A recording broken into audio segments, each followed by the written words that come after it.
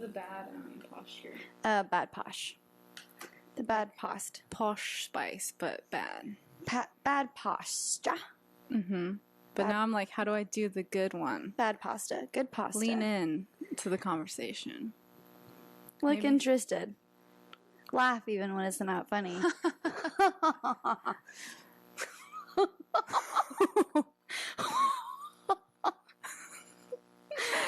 I think the asthma laugh is probably the worst one. Now you're gonna get it for real. I literally... Hold on. Jeez Louise. I didn't think I could do that, but here we are. Here we are. I'm gagging on my laugh. Woo! Good times. We look? We're warmed up. I think it's a nice thing when you're flushed from happiness, from laughter and asthma. Not real asthma, but laughter asthma. Laughsma. Laughsma? Mm-hmm. All right. It sounds nasty, but it's not that bad. Hello Hi. out there and in here. Hello, us. Hello, you. This is us. Hello, This you. is also us. Well, now we here. can do the creepy eyes. Hello, you. Yeah, you. Like in you. Mm-hmm. Not you, but you. The show. Comma from Netflix. A Netflix original. Mm-hmm. Mm-hmm. Actually, it was based on a book, but we'll give it to them. It is? I think so. Don't question me, because then I'm like, fine. I have to look it up. But then we can read it on our book based club. On a book. Checking. Book club. Yes, it's based on the novel of the same name. Oh, good. By Caroline Kepnes. There we The go. characters are Paco, Claudia, Annika, and Raj. Oh. Oh, wait. In the book, those characters don't exist, but who are they in the... Paco's the little boy in the apartment next door with Claudia. I thought these were characters in the book. I was like, yeah, because I don't know who they are, but they're in the show. Dang. I forget things after I watch them. I'm like, okay, that was great. Dump. Moving That's on. how I feel about movies. I know, I do that too, which is weird because I like them. Mm-hmm.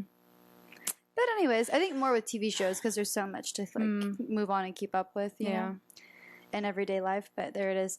Hey, what episode? Wait, well, no. Who are we? We are. You're not paranoid, specifically, or more generally, specifically, Kylie and Katie. Yes, and for those listening on the podcast, hi, welcome back. Hello and welcome. For you on the YouTubes. Welcome, and hello. This might be the first one, or if I figure out how to do the other ones. Reverse loop, it might be the third one. But we're not going to worry about that, because Katie has been putting her, what do you call that? Blood, sweat, tears, technology, emotions. Yeah, because I would robot say emotions. Probably no one would ever call me tech savvy, so I would call you tech savvy. Thank you. I would never know unless it didn't work for a couple of times. That is the only reason. But everything else has been so excellent. Mm-hmm. So I appreciate you. Thanks, and I appreciate you. Thanks. And I don't know why, but thanks. And it takes time. And we're learning. Take time to learn computers. And internet stuff. And how to be cool on social media. Yeah, we're being like cool. Because we're just young and hip. TikToking all of the time. Okay. I actually wrote this down as a thing to remember. Okay. And I'm glad I remembered because there's an epidemic we need to talk about. And it's not the coronavirus. What? It affects typically children between the ages of 6 to 14. Mm-hmm. And you can tell that they have this because in public places they can't hide it. And the other day I was in line, I saw this little girl who was probably like 9 with her mom at the Jamba Juice line ordering smoothies. And I just was like, wow, you can tell she has it. Mm-hmm. Because she just wouldn't stop. It's the TikTok pandemic. Mm-hmm. Everyone is doing the dances. I know, and I feel like I read an article. I don't know why I said I feel like I read. I did read an article title of like some doctor was saying that TikTok is parasitic. I don't know if it was another like not Mark Zuckerberg, but I feel like another tech leader or something. But yeah, you see all the kids doing like just walking down the street I saw a little girl the other day, and it was cracking me up, but she was like fully into the zone of like what she was doing, and sometimes they're inappropriate moves and they don't even know it. Oh yeah, kind of like how when we were kids, this is the difference. When we were kids, we would sing inappropriate lyrics. Or watch cartoons and they say inappropriate things and laugh and be like, we don't know what that means. But now they're doing inappropriate things and they're like... And then the lyrics, too, are really bad, too. Yeah. I saw some kids on TikTok that I'm like, we do, sports and stuff like that. I was in jiu-jitsu. But you see them like, oh, like, they're such good kids. And then you see them on TikTok, you're like, whoa. Ooh. Like, dude, you're parents now. That you're like, do you even know what song is playing in the background? Are you listening to the lyrics? Or is it just because you like the dance that someone made up to it? Which maybe one day we will make our own dance. I feel like we still need to do what your idea was.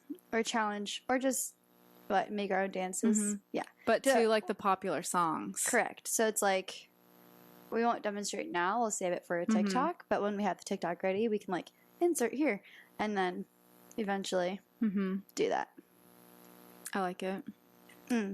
We are gonna just make Is that TikToks. Still in? What? Is it Z formation? Probably not. Or is it Generation X? Or an M?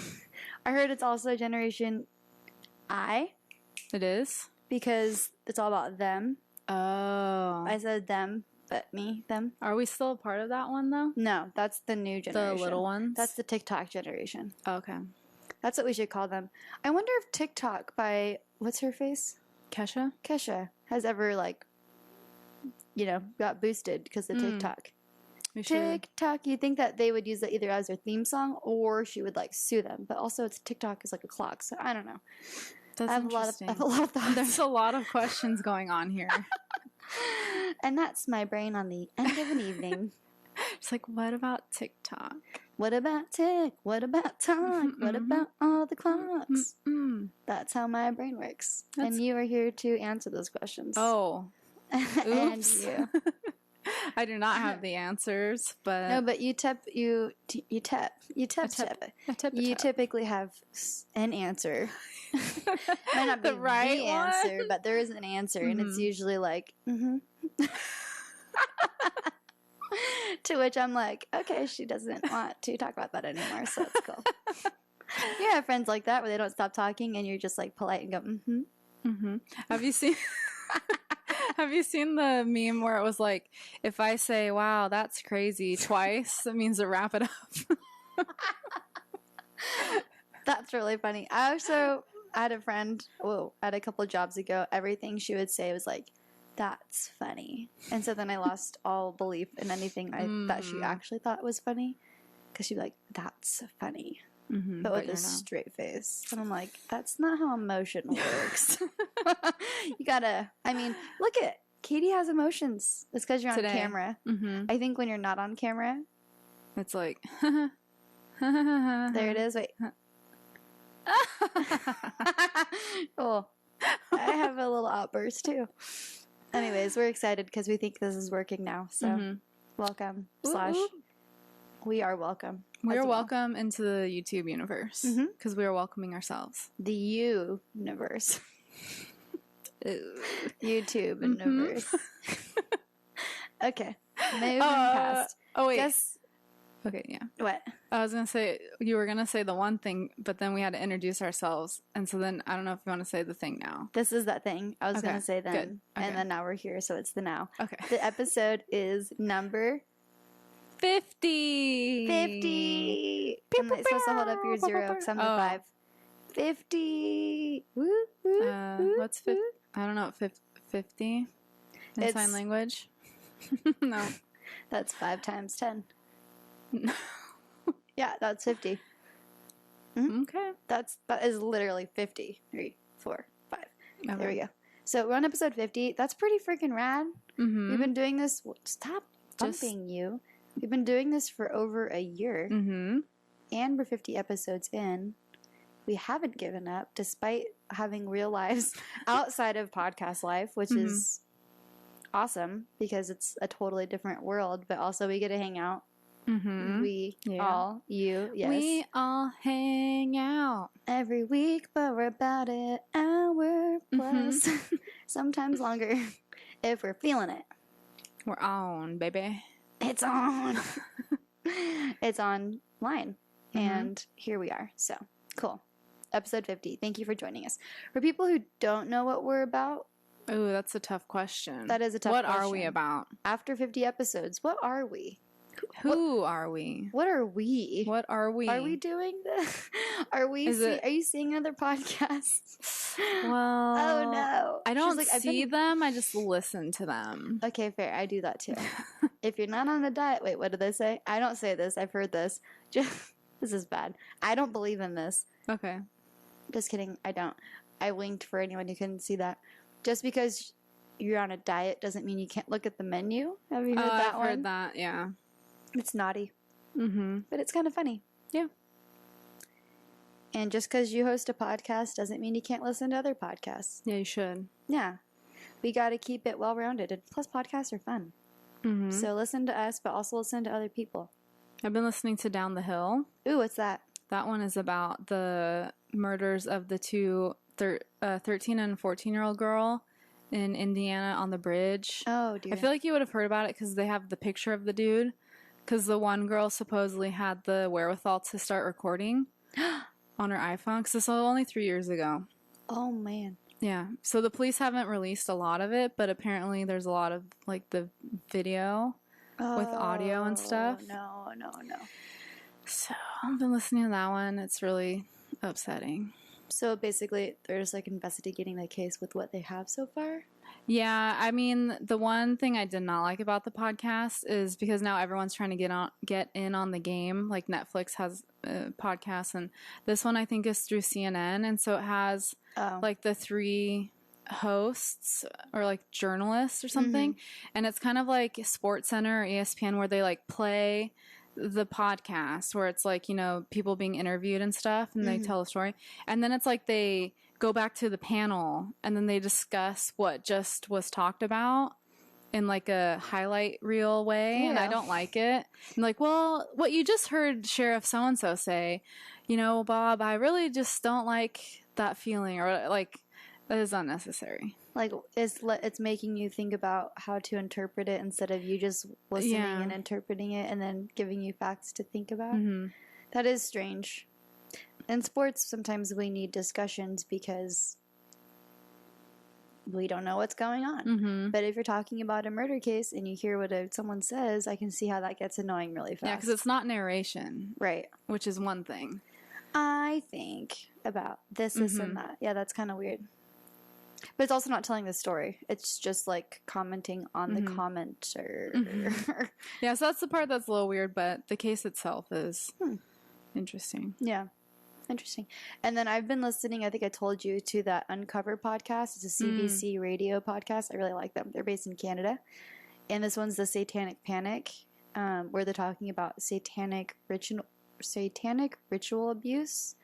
And it's like this whole big thing in the late 80s, and it's insane. And the hysteria behind it, and like how it ruined many people's lives, and, you know, accusations towards... Essentially, it was like, you should just listen to it, but I don't want to spoil it, but it's real interesting, and it's insane how similar, it's kind of adjacent to our false confession. Because essentially, it's not a false confession, but there's a lot of hysteria.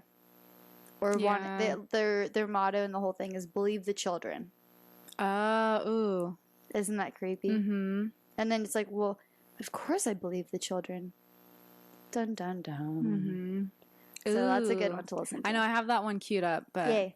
The whole Uncover series is really good. I haven't listened to every single season, but I've listened to most of them. And that's the same, I want to say Escaping Nexium is on there too. I think that's season 1, and that's how they got their like jump. Because that's an insane story too. It's really upsetting, but it's just, you know, it's the whole series is really well produced and written and interviewed. I really like when they do like similar to Someone Knows Something, where you're like hearing people in their homes being interviewed before they're getting interviewed, so you kind of feel like you're part of the scene. You hear just like random like clanking in the background and making coffee. I don't know. I like that, where you feel like you're there. And you listen to the Kristen Smart one? Yes. So, Did you finish it? Yes, I did. Did you hear that they just got search warrants and like searched and seized like from 4 different properties? No, but you're giving me all of the body chills right now. Are you serious? And they were saying it's because of the podcast, like reignited like the efforts, and they did not disclose what 4 properties, but people said that they saw police taking a bunch of stuff out of Paul Flores' house in San Pedro or wherever he lives now. So, but they won't confirm. Weren't they trying to get inside her house though? The mom's house. Well, and then that's the thing. It's like when this is so popular, there's like still people like around. So then there are also reports that her house had a lot of police activity too. But it's like the same thing where like the police won't like confirm. Well, they can't, yeah, because then they could like, yeah. So that was pretty interesting. Yeah, that podcast is super upsetting, but also you do feel like you know her. I know, it's just like annoying. He did such a good job. That, like, they were able to get these search warrants now, but it's like you couldn't have got them 20 years ago. Or any time in between. Yeah. But, I mean, hopefully something at some point is better than nothing. I have a coworker who actually went to Cal Poly. Really? And I asked her to slow, and I was like, do you know Kristen? Do you know Kristen Stewart? And she's like, the actress? I'm like, shoot. So Kristen's Smart Case, and she's like, yeah, I've heard of it. And then I referred her to the podcast, and she was like, okay, I'm really excited because she takes the train and has a lot of time, so. Dang. I'll have to ask her her opinion when she's done, because she actually went there. I know, so it's a creepy feeling. Isn't it creepy? Mm-hmm. Not cool. Yeah.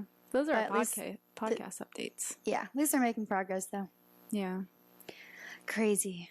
I know, sometimes we forget that we're also talking to you. But I think that's the enjoyable part, right? Right. You get to see how we act when we forget we're on camera. When we're just being us. This is us. Yeah, this is us, but not the show. Okay, but it could be. It's this is us, you're not paranoid. We'd have to really make sure we add that colon. I think they can tell that this is not the This Is Us TV show. Do I look like Mandy Moore? That's what I thought. Thank you. But we could get a lot of hits. Ooh. Just tag it with This Is Us. Oh no! You dribbled. And there you go. And it's down. I did do a little. Don't mind that. Cool. So episode 50, also this week. It's real wet now. Great. That's what she said. No. I was trying to hold all my jokes in my mouth. Like, shove it back down. All of it. She's saying all of those things. Okay. She said all of them. She wrote a paragraph. Okay. This Friday, when this is released, is this will be like our 3rd one, I think, right? Because it's happened so many times. We're pretty lucky. Or are we? Dun dun dun. It will be. You're like, I looked at the calendar already. I see what day it is. It's going to be 1, 2, 3. Friday the 13th. Thunder, thunder, thunder. There's literally thunder in here. Thunder? Thunder? Out my bum. We're having a rough week. It's fine. If you're a lady, you get it. What? Guys get it too. Hey, guys get that stuff. Guys toot. Guys for sure toot, like, all of the time. And they don't tell you, and then it stinks like a mother father. And then I turn on the fan and blow it back to them. but it still doesn't smell it, because you know how your own toots don't stink? Why is that? Is it because we're used to it? We have little receptors that are like, these are mine. So you, like, cling to them as, like, property. But when you smell others, it's like, potent. I think so. Death. Yeah, I mean, some of mine smell pretty bad. But it's like, it's tolerable. Like, you can tolerate you can tolerate your own, yeah. But I definitely sometimes cannot. I have not adapted the receptors yet for my fiance's toots. And they're just so, not every time, but a lot of the time. Should I have said that? Why not? I think it's relatable. I'm sure mine, although sometimes I'll like, okay, this is totally TMI, but we're best friends here, so let's just let it rip.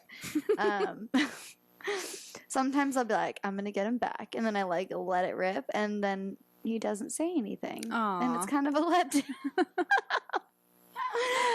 It's kind of embarrassing, but here we are. Toots and poops jokes. We can't help ourselves. That's all we do. It's part of the job. It's the Toot and Poop show. Oh, speaking of, I was going to say, that reminded me, because we always come back to poop. Of course. I haven't listened to it yet, but Ology's episode this week is about poop. It's called scatology. Because of your scat. But no one calls human scat. They call it poop. I think just in inappropriate ways. Oh, what? I don't know. There's just like, Is that lingo? No, I think it's a certain type of fetish. Ew. Don't Google that. Yeah, we're not telling you to Google that. Don't do that. Yeah, gross. And I'm not even going to say unless you're into that sort of thing, because you're still gross if you're into that. Just saying. It's just stinky. It's you just gotta get past the smell. Okay. So welcome to the week of Friday the 13th, episode 50. Yes, you're not paranoid, Katie, Kylie, 50. Let's do this. Here we go. Okay, so we were talking about what we're gonna do, and then I was like, well, it's Friday the 13th. Well, we could talk about dark stuff and also make it fun, but intertwine it with whatever, because it's our podcast, and guess what? We do what we want, and then we figure it out along the way. So I found a thing that's on the psychology of superstitions. Ooh, okay. Which is kind of maybe an easy way, or we can end with that. Let's you know what I mean? So it's like lighter, because it sounds like this episode might get kind of dark. Mine is dark, and I went off the other thing we were talking about. So did I, and we probably found the same list. Oh no! Oh, I saw the list, but I didn't do the list. Ooh, yay, perfect! Because usually I'm the one who sees the list, and I'm like, I'm not doing the list because Katie's gonna do it, and then I did it this time on list first. Yeah, cool. Okay, I'm excited. So the other idea we had was, we thought, or we were wondering if there are stories about people who have committed crimes or murders being haunted paranormally by their victims. Yes. And so that was the question. And we have the answers. What's the answer? Yes. It is yes. Thank heavens. Because these people deserve it. I mean, that's the least that could happen to them. The minimum. Yeah. And actually, these stories are quite upsetting. Oh, really? I mean, yours are upsetting, too. Oh, I didn't read the list. Oh, no, yeah, they're very upsetting, and they deserve to be haunted for their crimes. Oh, I was hoping they'd be, like, more lighthearted. We were wrong. So this might be... This is going to start out dark, but you guys are all dark people anyways, and like to be evil like us. We're not like we're not evil. We're just telling stories. We find interest in morbid things, sometimes in the way of like, how is it possible for people to be so evil, and the psychology behind that. And some of these things, like, I'm not going to talk about all of these on the list because it was like too upsetting. But yeah, this is a podcast about things, that freak us out and that really happen. And so it's like, hey, don't commit crimes because you'll probably get haunted. I mean, if that's not incentive enough to not go to jail, your morals, sinning, haunted, morals, people's lives, jail time, everything else. Taking people's lives, don't do it. It's not worth it. Not that, I hate this person's face. Okay. Wow. No, like, it's awful. Anyways, you should go first. Okay, so I Googled murderers that have been haunted by their victims. Perfect. And then I saw that list, and then I scrolled down, and then I saw a quote that said, like, murderer, like, couldn't get the smell of baby off of him. And I'm like, let's see what that has to do with. No. And it starts bad and it gets worse. Oh, no. So that's what drew me into the article at first was, so apparently this murderer killed a 2-year-old boy, and then during the trial said that, I think like during the length of the trial or something, he kept smelling like baby on his clothes and stuff. Oh my god. Like a baby scent, like babies have a certain smell. So I was like, that's how it kind of started. And then I didn't know this case, but I think it might be very popular in England. So this is where it takes place, in Kirkby, England. But as I was reading, it gets worse. Sorry, I'm like nervous laughing. No, it's okay. For those of you who don't know this case, so that was kind of it in terms of like the paranormal. So like he kept smelling like the... That's creepy. Yeah. Especially because we're talking about something similar today. About smelling, about like, because I sometimes can smell like people's perfume in the office when they've been somewhere. I'm like, oh, it smells like them. It's kind of creepy. But then when you smell people that you haven't seen in a long time, what if they're dead? Or they're there. Or they're like there earlier. Hiding, or like have just been there. But that's really sad if the baby was killed or murdered. Yes. So the way that article is written, it was kind of like you already knew what the case was. Yeah. Because it was like just the name. Let me see what the little boy's name was. John, I think. Let me refer to the notes. His name was James Bolger. And there's a documentary. I don't know where you can see it, but he was murdered by 2 10-year-old boys. So, like, it gets even worse. Yeah. So, apparently these 2 10-year-old boys had a plan. They kind of seemed like they were not the greatest of kids, didn't have a great home life, just kind of, like, roamed about on the streets, like a mini 10-year-old gang, and, like, petty theft, stuff like that. And then they supposedly hatched a plan, and they were going to abduct a little boy and kill him. And so they went to, like, a shopping mall, and they saw this little 2-year-old, and while the mom was distracted, they, like, lured him away, and then, like, walked him, like, to, like, the railroad tracks or something, and then did pretty awful things, tortured him, and then they killed him. But the sad thing, nervous itchies. I know. Sorry, we're both like, but apparently, like, multiple people saw them, at least 38, according to the trial. What? And like some people, and this was in the early 90s because the trial was in 1993. So apparently, some people saw them, and some people would question them because like the kid's crying. Yeah. And they would just say that it was their brother. And like he was in trouble, and they're like taking him home or something like that. Believe the children. Yeah. That's what made me get weird when you said that. And so, I mean, I won't get into details, but basically, they put his body like on the railroad tracks, and he was found later. Oh my god! A train had come by, so you can imagine. But the weird, not weird, but there was CCTV of this whole shopping area, so they saw them take the kid. But it was so grainy they couldn't quite tell how old they were, so the bulletin was just like youths or like teenagers, like to be on the lookout for them. Yeah. And I forget how they exactly found them, but I think a neighbor recognized it when it was on the news, like the CCTV footage. And so in England, the laws are a little bit different than here in America. And so I think 10 is the age of, it's called something different. Like basically there's a law saying like that 10 years old is like old enough to know like what's right and wrong. So they were tried as adults. Oh, wow. Which made them the youngest. And then they ended up being convicted. So they're the youngest convicted murderers in modern English history. Wow. And some of the terms are a little different. Like, I think I wrote it down because it sounded weird.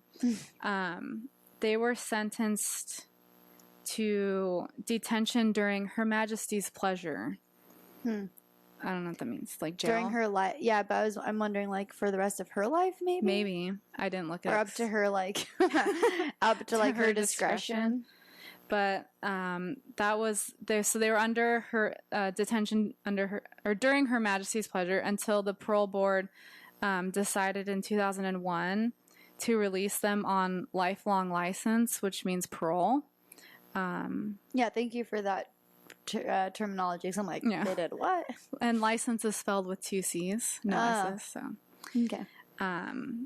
So the one, I don't know if I want to say their names because the one seemed to have like rehabilitated himself.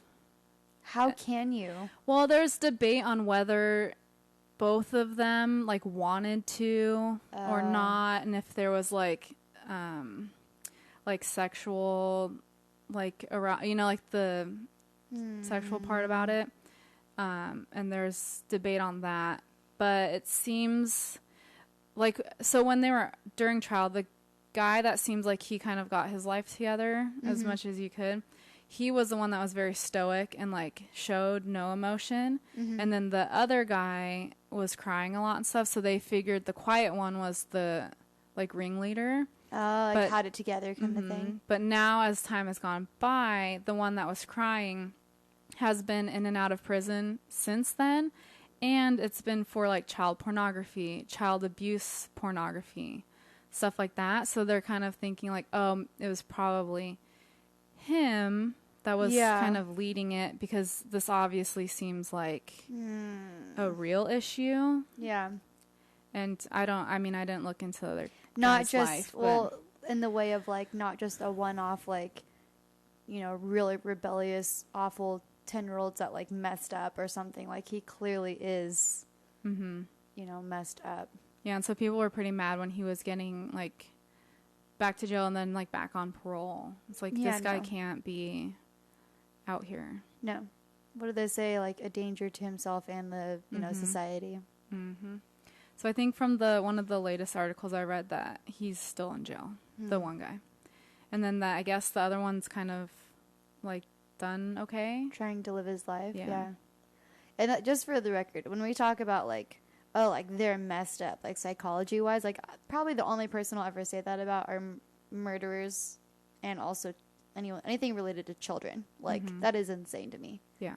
Like obviously murder, like if you, not like we've talked about this on other episodes. I'm like, what is murder? Okay. But like revenge or whatever, like you can kind of not wrap your head around it. We've talked about this. I'm not going to justify what I'm saying. But there's usually like a motive that I don't want to say it's not justifiable, but I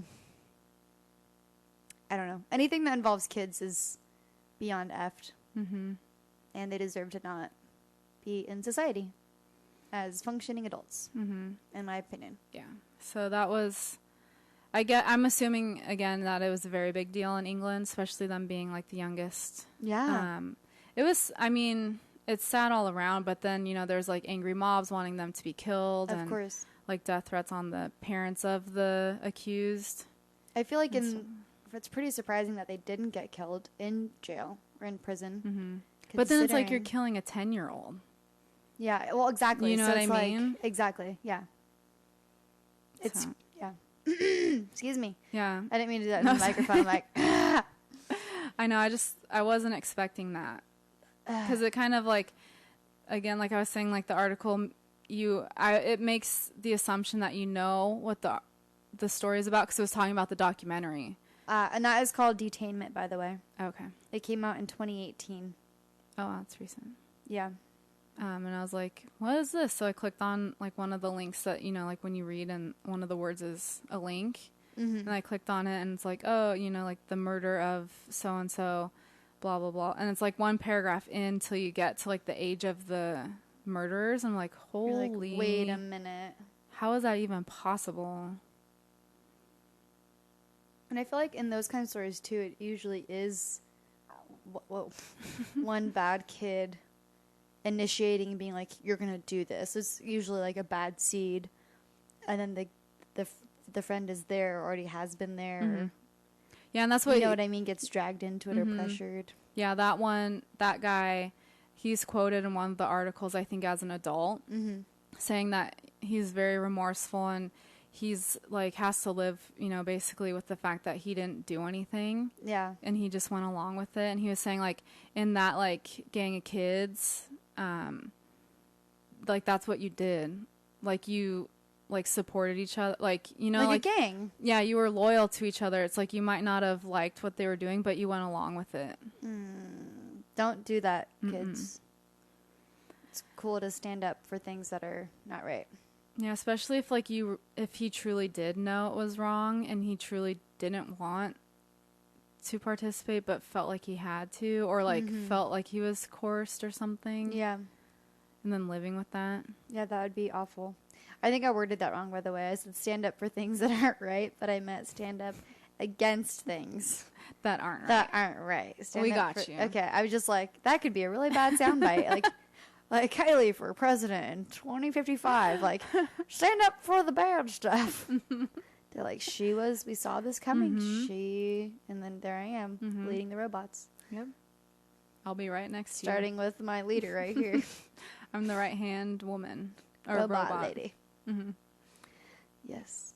Dang, that's really gnarly. That's not where I was expecting it to go. No. But that's where it went, and I was very shocked, and I was like, well, it's going to be a Debbie Downer, but I'm going to talk about it. Yeah. Well, sometimes it's important to talk about because the other part being, like, you can't, doesn't matter how old you are, and, you know, if there are parents listening who have kids, don't tell them these details. I wouldn't recommend that. But, like, that thing of just because your friend is doing something, like, you don't have to go along with it, and in fact, you can stop.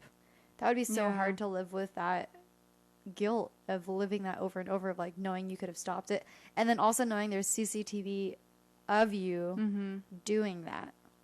And imagine the mom I know, turning her back for like 1 minute, and no one's gonna think that kid. I mean, like we said, there's believe like the kids children with kids, so so they think, yeah, why wouldn't the little kid? Sometimes it's like, oh, okay, well, if some parent left them with the two older brothers, and of course the baby's upset, but at least the boys are doing their best wherever their mom is. You know what I mean? It could, like, that's so scary.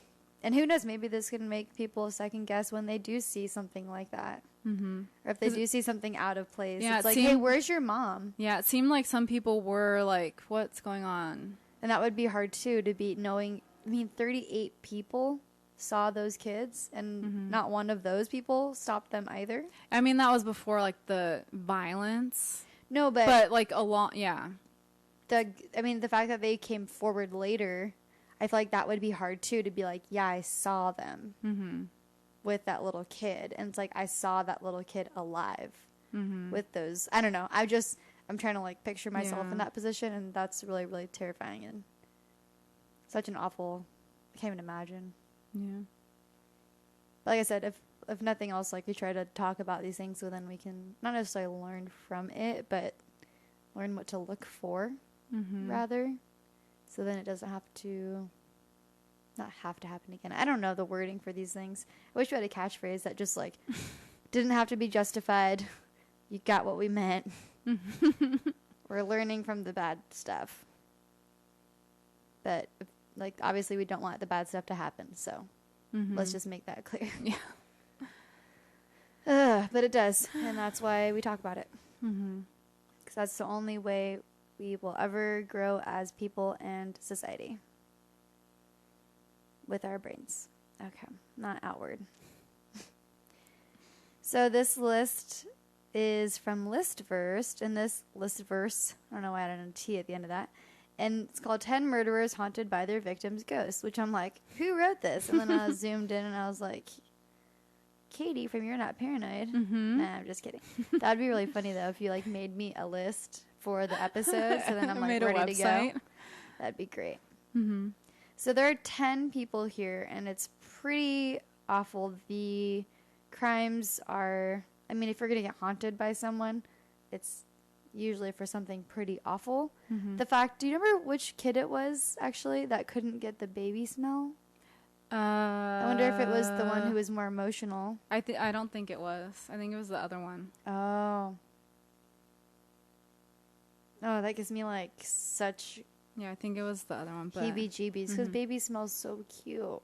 Ugh, that's super awful. Okay. So all of these involve, from what I can tell, murders. I read through them quickly. One of these is a well-known person named Al Capone. Really? He's number 6 on this list. So this is, February 14th, 1929, there were 7 people in the Northside Gang who met in a garage. 2 of these people dressed as police, Wait. Named 4 men, including... I don't know this story. Do you know this story? Vaguely. Okay. Can I say the name of it? Sure. Is it the St. Valentine's Day Massacre? It possibly is, but here it just says the massacre. Oh. Well, it said February 14th. Oh.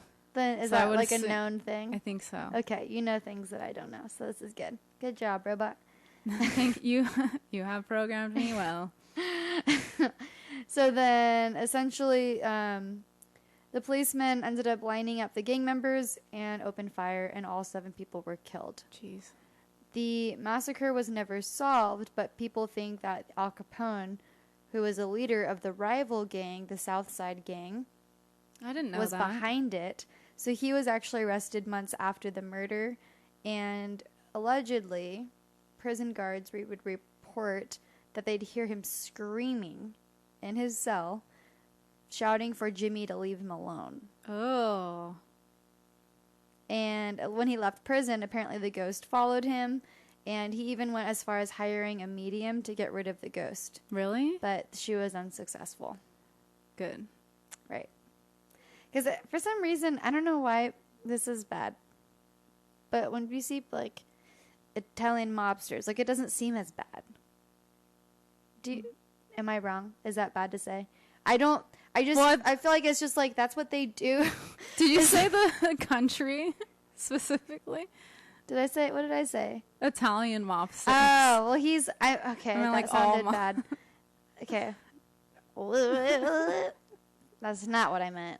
What I meant was wow, this is bad. What I was trying to say is, like, when I picture Al Capone and those guys, I just think, to me, it comes off as a movie. It doesn't seem like real. Mm-hmm. That's what I'm trying to say. I'm not saying people from Italy or mobsters are bad or good. I love Italy. It's fine.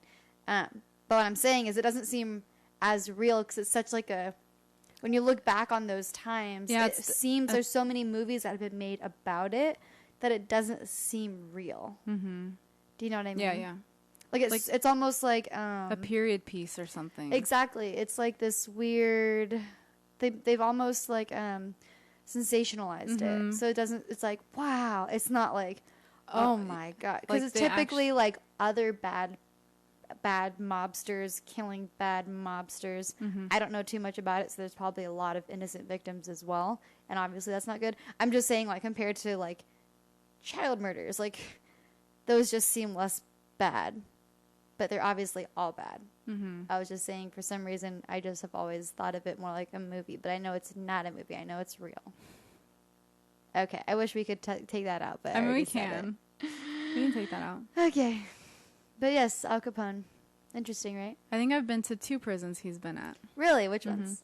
Alcatraz. I've been to Alcatraz. And the Eastern State Penitentiary. Dang. In Philadelphia. That's cool. I wonder if he was ever like, I'm Al Capone in Alcatraz. I'm pretty sure he did. Like, right when he walked in, he's like, yo, yo, yo. He's like, check it. He's like, check it. And then he, like, rapped to the guards. He's like, Jimmy. But anyways. Gnarly. That's creepy. Creepy, right? There's many in here. I hate that one. There are several about kids, and it drives me insane. I hate it. This one is super awful. I'm not going to go into detail, but this occurred in 1999 in Hong Kong. And there were 3 members of a secret triad gang, so it's another gang. Oh, gosh. And they captured Fan Man Yi. And apparently they claimed that she had owed them money, $20,000, but what's okay, I'm just on real dumb. I don't know. Hong Kong money. It says HK, so Hong Kong dollars. Okay. There we go. Here I thought I was going to sound like a dumb person, but that's literally what it's called. And they ended, because they owed her money, they tortured her horrifically and did horrible, horrible things to her body and mutilated it. It goes into detail, but I'm not going to go there. And one of the guys involved had a 13-year-old girlfriend who was also part of, I know, they're all messed up, who was there for the torture as well. Oh, God. and she was known as Ah Fong. That's how I don't know if that's like a nickname they gave her, but they said that she's known as that, like in quotes. And apparently she suffered from nightmares and would see fans' ghost and would haunt her. And she ended up getting so haunted by it that she called the police to confess and report the crime because she couldn't take it anymore. And they first thought that the story was just, teenage delusion. But when they investigated where she was tortured, she told them, oh, this is where you can find where it happened. They actually found her body. Whoa. So then they obviously were like, oh, okay, there we go. And everyone involved was arrested, and the case went to court. And then the 13-year-old ended up testifying in exchange for immunity. Jeez. So, and then all the men, there was 3 men, they were found guilty of manslaughter, and they were sentenced to life in prison, which I don't understand that. I didn't go into detail or research why it's manslaughter, but yeah. Come on. But remember, you were asking that question too of like, I wonder if there's been anyone that has confessed because of haunting. Yeah, this is what this is about. So she was literally, and the picture is really scary. It's like a girl. It's not like a real. I know, but if it kind of looks like The Ring / Do you want me just to show you? It looks like a ghost girl. Ew, no. I think it's a cartoon, technically. I it don't just like looks that. The girl's eyes are gone. Looks like the Black-Eyed Kids. That looks like the Black-Eyed Kids, and what's the movie? That's not The Ring. Oh, The Grudge? No, I was gonna say it's the movie where Nightmare Before Christmas. the painting like becomes real. Yes. What is that? That's it. Oh yeah. When she's like, Yeah. like that was a good impression. Oh, I feel like I did a good job. I need to hug myself. Oh. It's okay. We're just doing this late at night. Yeah, it's fine. We're just gonna try to sleep. Oh dear. And then a lot of these too are confessions to like free themselves from the demons and like, cleanse their whatevers. And I'm like, okay. Yeah, like that's gonna. First of all, no, that's not gonna work. Second of all, why are you waiting so long? And third of all, you're never gonna be allowed to feel okay about this, regardless of your confession. Yeah, if you had such a conscience, then you wouldn't have killed people. Exactly. And good on the deceased for haunting them. Because that is not cool. So there's another one. This one is in South Africa in 2002. A man named John Nkuna and 2 friends kidnapped someone named Bob Rule Baloyi. They ended up tying him up with cloth and then beating him up, and then they set him on fire. And unfortunately he was missing, and then his remains were found by a cattle herder and reported it to the police. Jeez. But it's pretty crazy if you're in the middle of a field that the rest of the field didn't burn. But I'm not going to go there. And then one of the guys, that Nkuna guy, ran or fled to another city to try to get away and escape all charges. But apparently he was haunted by Baloyi's ghost to the point where he would hear his voice every night saying, "Just tell my family that you are the one who murdered me, and you'll start sleeping in peace, or you'll follow me." I think he means like into death. Yeah. Ooh. And he ended up becoming extremely, upset and losing sleep and haunted, obviously. And then he confessed the murder to the family. Whoa. To that guy's family. And then him and the other guy were arrested, but the charges were withdrawn from the other people. And he tried pleading not guilty in court, but the court used the confession to the family. And he only got 15 years in prison, which I am so, annoyed still with all that stuff. Like, how does... I don't have great words tonight. How how does it work that you only get 15 years in prison for murder? For taking away the entirety of someone else's life. Right. And I think the circumstances come into play. So if you're going to set someone on fire, that's extremely bad and probably deserves your rest of your life. Mm-hmm. I don't understand. Yeah, I don't get it either. And then these are just like they're the quick stories from the Listverse website. So I'm just kind of like browsing through them. Obviously, there's more to each story. Yeah. But there's just a couple of them that I had seen. I was trying to see if there were any more information on it. But I don't see it. So we're going to leave it at that. But pretty gnarly. Yeah. So yeah, you can be haunted by your victims. Mm-hmm. And rightfully so. Yeah. I mean, I think so, right? Yeah. I mean, terrifying. Not I know. Cool. And when I was trying to Google this, some of the stuff that would come up would be like, you know, the like prosecutor is haunted by, like, you know, just because something's so awful. And then there was a list that kind of, I think, goes to, I think it was our Halloween episode when we were talking about like haunted houses, if they were real. There was a list of like, you know, 15 times like a haunted house, like crimes were committed in them. And then I started to read them and then they were gross. And then I was like, ew. And this doesn't really have anything to do with being haunted, except for it was a fake haunted house. But then people were, yeah. Oh, yeah. But that is very scary if you go in a haunted house and then someone's actually a crazy clown. Yeah, that sounds not ideal. Yeah, because you, in like haunted houses, you like, oh, you can't get me. Like, you're just like, I'm scared still. It's fun to be scared. But then you can like kind of exhale because you're like, you're not going to really stab me. But if it's real. And that's like all those movies you see too, where they're like, he's really trying to kill me. And then everyone's like, I know, isn't it great? And you're like, no, like for real. Yeah. But I saw that too.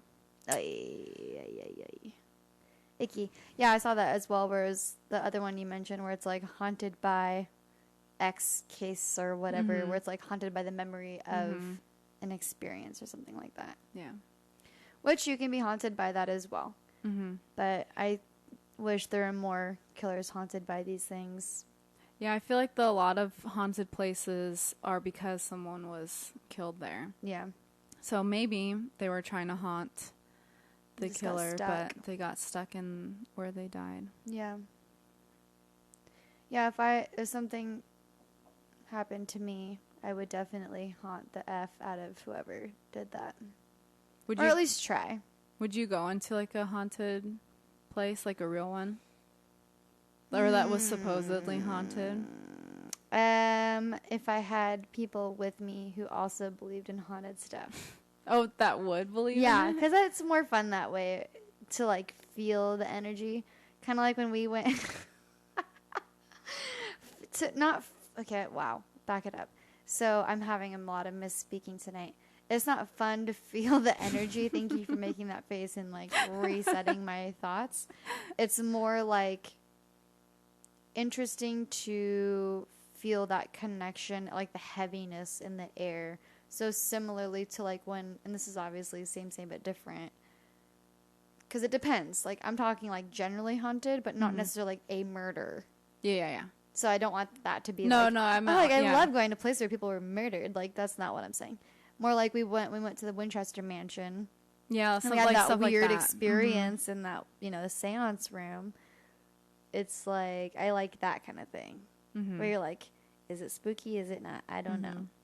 But I've heard like a lot of the Civil War museums and fields, like that's where people have a lot of those kinds of experiences.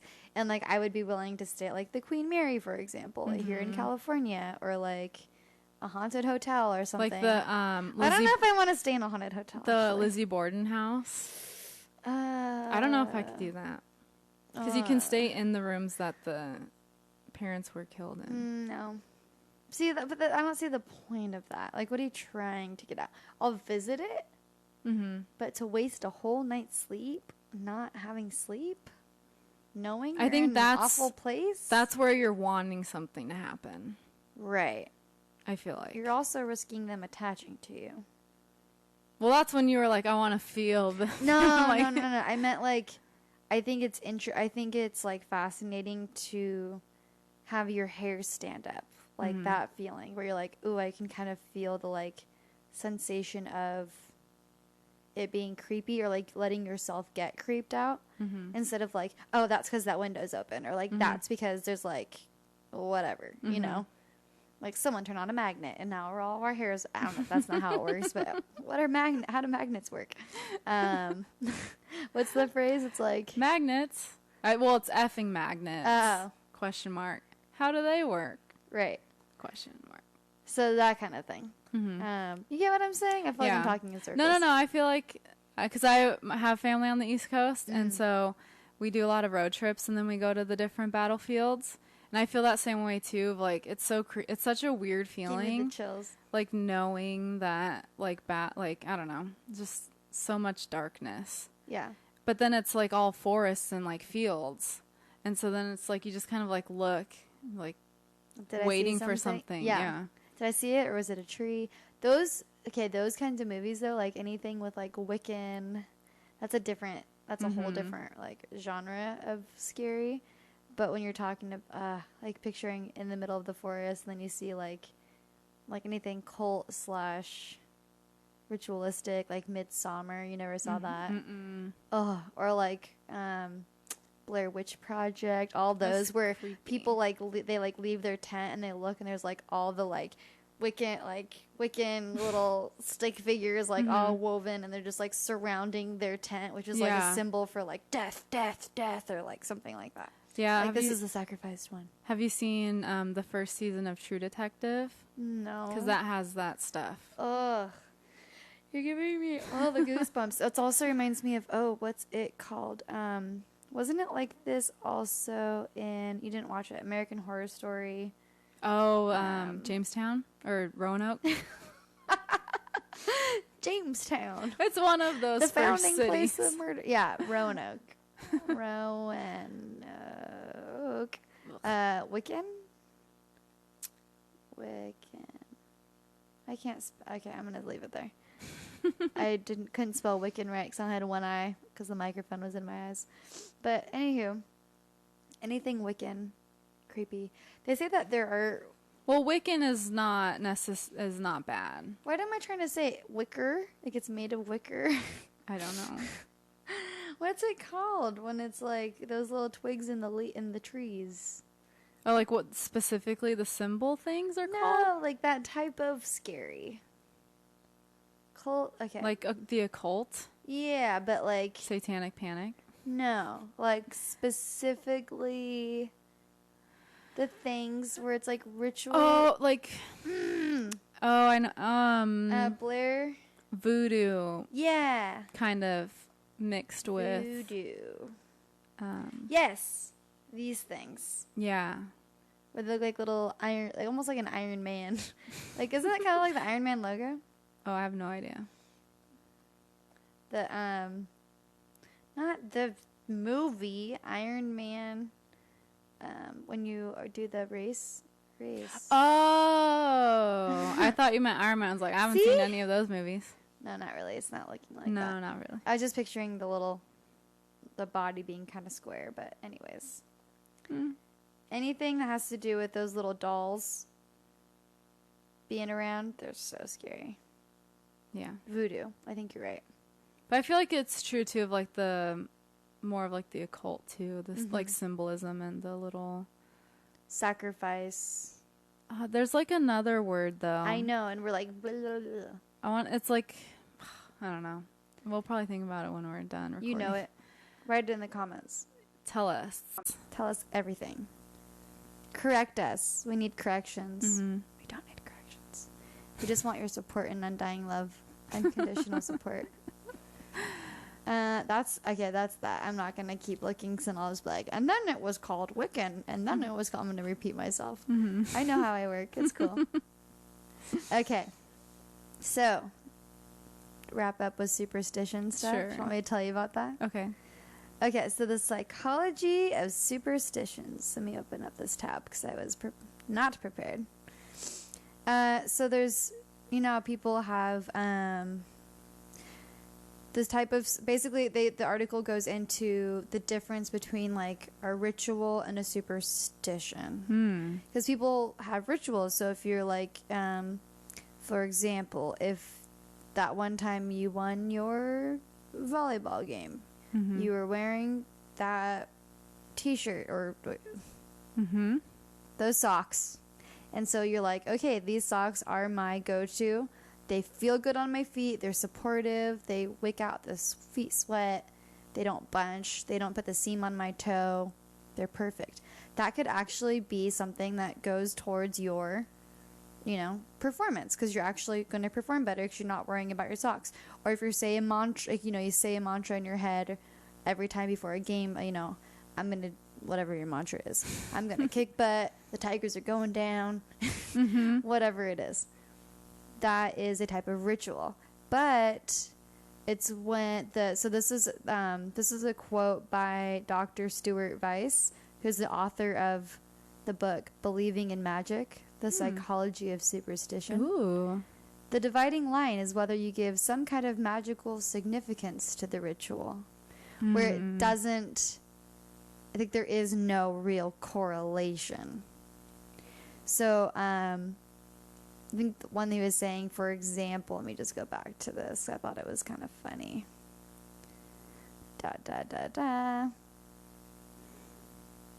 Okay.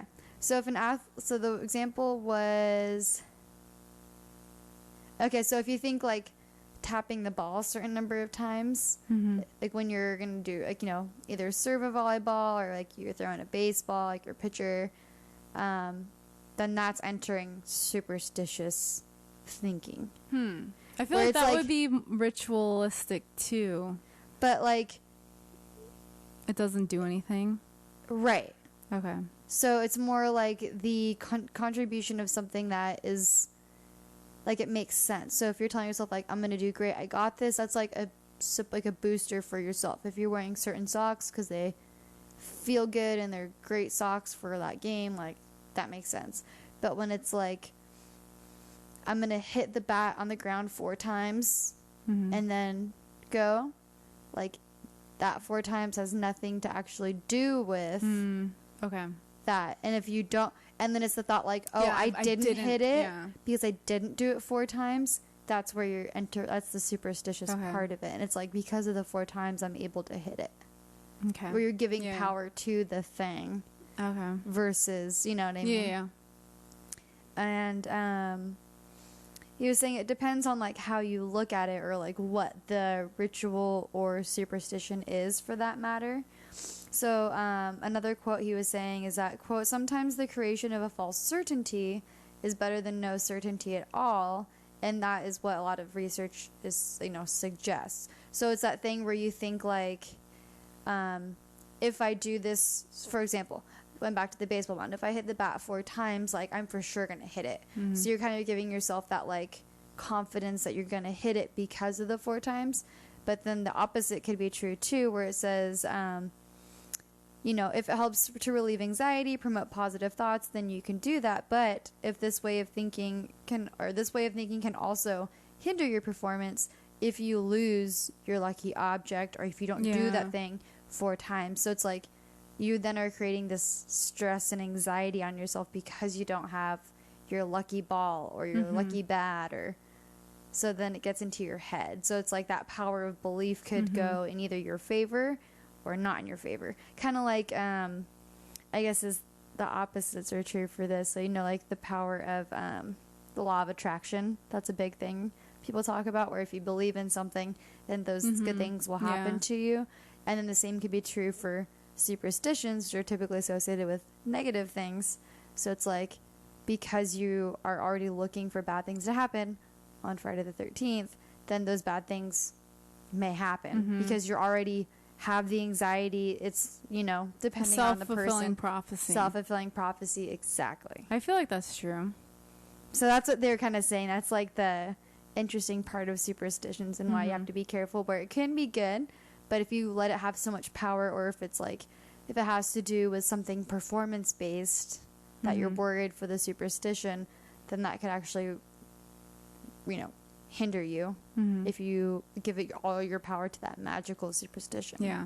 And also, or if like you think that doing something has an effect on like a professional sports team. Yes. Like, that's a big one. I didn't sit in my lucky chair, and that's why the Yankees lost. Exactly. And I'm sure that's exactly how you think. I'm sure people do though. Like what? Oh no, I was just gonna say, but like, yeah, you probably do. Like, if you do something like with that intent and you do it for so many times, and then your favorite team wins for those amount of times, I can see where you start to get that like superstition. Yeah. So exactly, and that's where for like athletes, if it helps give you that boost of confidence, then like there's no harm in doing it. But if whatever it is that you need to have, or if it's a physical possession and you don't have it, then that could equally you can lose that confidence because you're putting all your confidence into that thing instead of into yourself and your skills and believing in yourself. So it can go either way.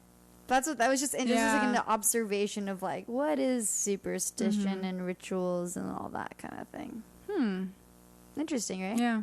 So like a ritual would be like, oh, like every time before a practice, like before a game, we're gonna do these specific warm ups. Like this is like what we do every time. Makes sense because it contributes to your performance. I see. That kind of thing. That's interesting. Yeah. Kind of like how before we have a ritual before we start, we just yodel as loud as we can. It's the same thing. We have our custom-made yodel lures. Is yodel the thing? Or what? no? Yodel? I'm thinking. Okay. I'm thinking of the thing. Let me update. Click the update button here. There it is. I understand what yodeling is now. Yodel's like yodelay, yodelay, yodelay. What's the thing like on the Ricola, or it's like the long tube thing, like on the Grinch? It looks like a like tobacco pipe, but like giant, 20 feet long. That's called a large bong. No, Ricola bong. No, what's it? Like pipe thing. Ricola flute. Nope. People are saying Ricola floor. I don't know why. Ricola instrument. Oh, maybe there we go. Oh, okay. This is called an Alp horn.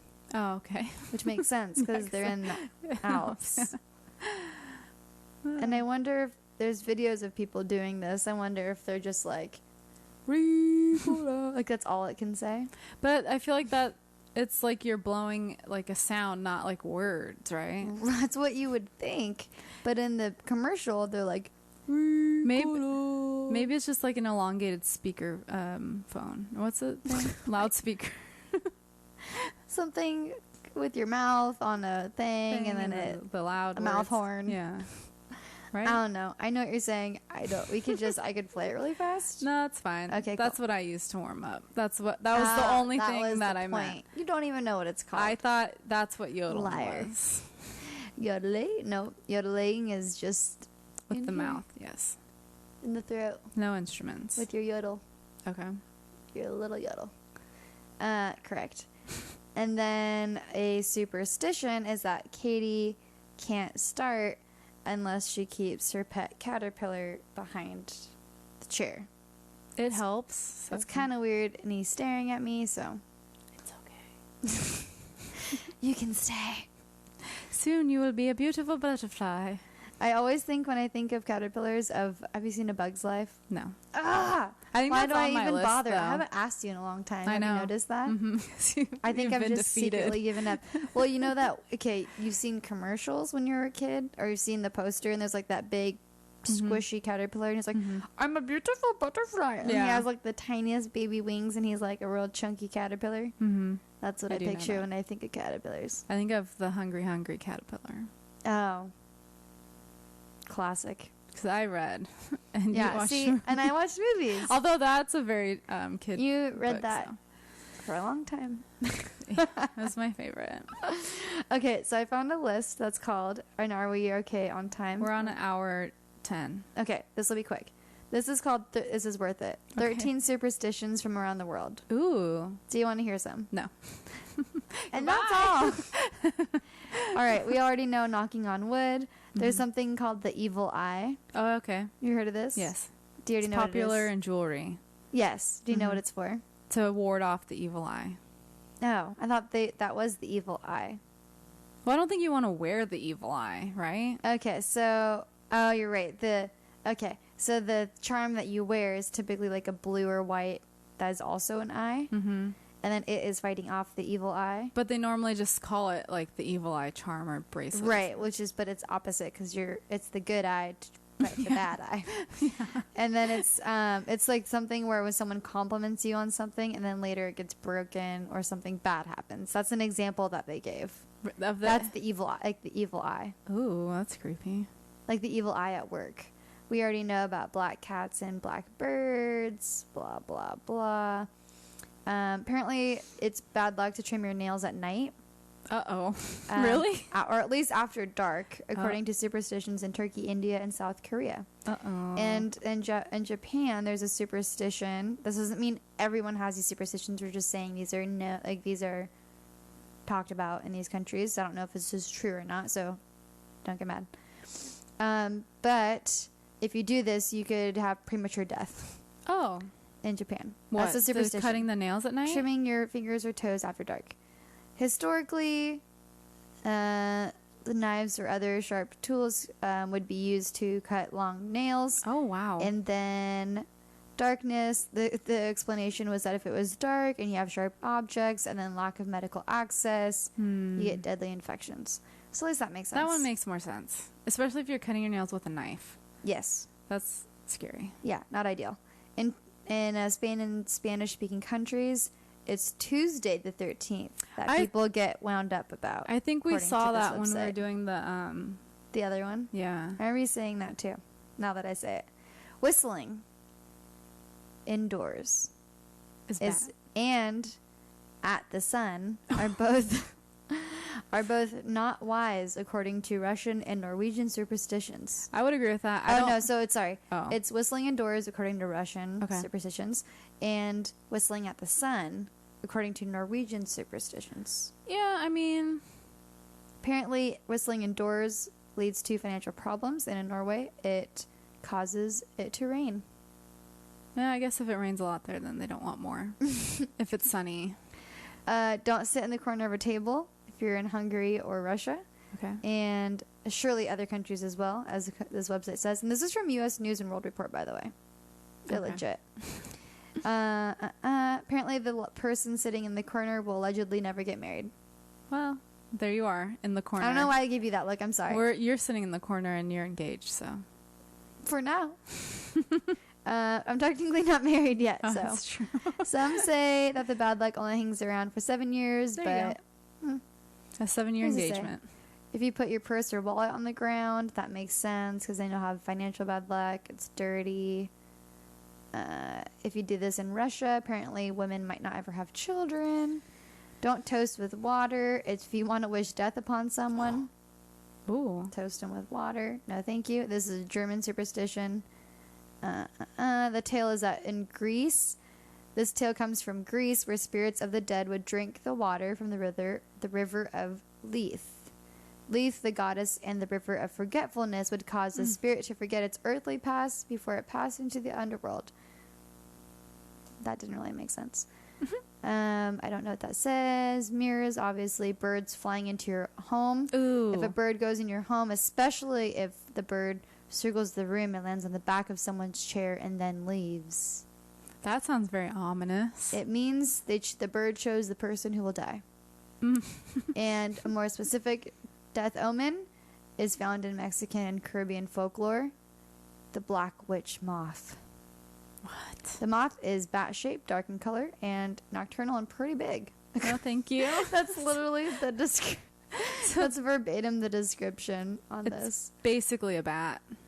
Dang. Female moths can have a wingspan of around 6.5 inches. Imagine a moth that big.